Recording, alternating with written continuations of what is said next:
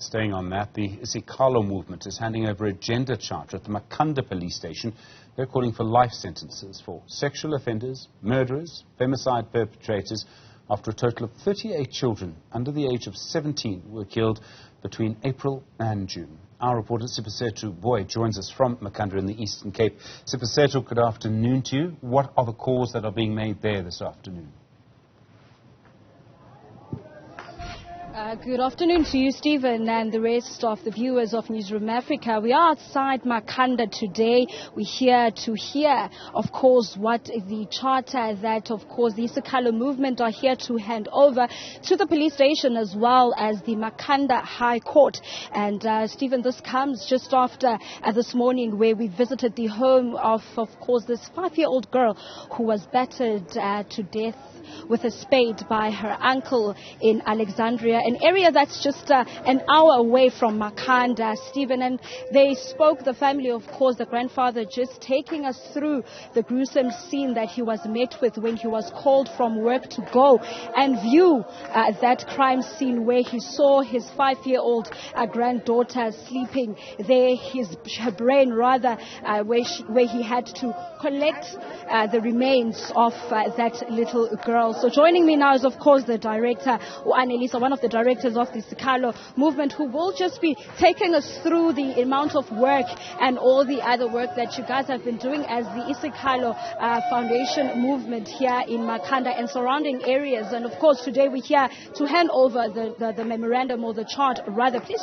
take us through the demands that are listed in that chart, sis. Well, one of the demands that we listed on the charter was that as women, we feel that there are no safe homes. Like we have limited number of days to sit in a safe home. We demand, like, a woman must sit in a safe home until the person feels that she is comfortable and is ready to go and face the boyfriend or the husband. And also, Sisi, you spoke just off air about another case that happened not far from here in Makhanda, where a woman was also gang raped, I believe. Please just take us through that particular story.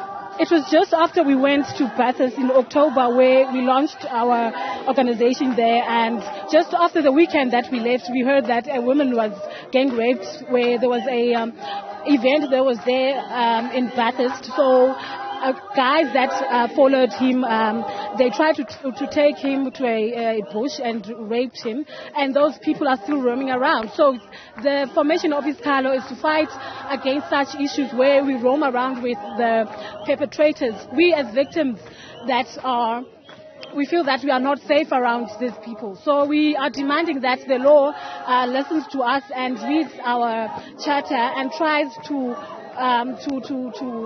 work with us.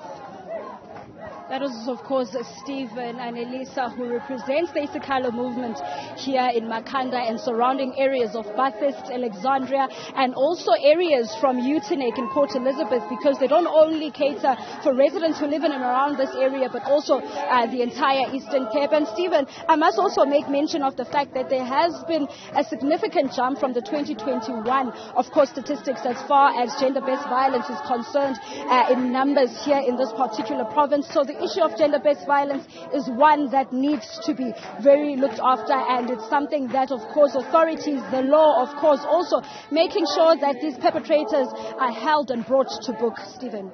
And Siphosethu, I mean, we can see from the people behind you how angry, how frustrated. I mean, in a way, they're speaking for so many in our nation. Is anyone actually listening to them?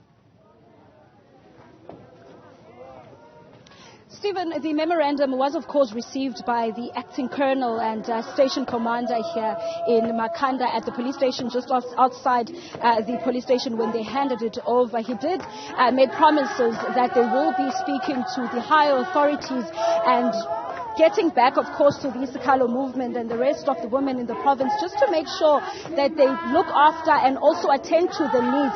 If you listened carefully, Stephen, to what Annelisa was speaking about, the issue of safe houses, they say that women do get taken to these safe houses, but they actually get left to go without them actually saying that they do feel safe to go back to the community and face these perpetrators. So the issue of them being heard is a big question, Stephen, with regard regards to the issue of their cases also being attended. And this also comes just after the Mdantsane, a member of the Mdantsane community also shared on Facebook that they saw dockets lying around in the streets. So they're not sure if the police do attend to the cases, and they're not sure if the police do attend, of course, also to the issue of gender-based violence, because some cases of those dockets that were lying, there could be cases of gender-based violence. Stephen. Siphosethu Booi in Makhanda in the Eastern Cape. Thank you very much indeed.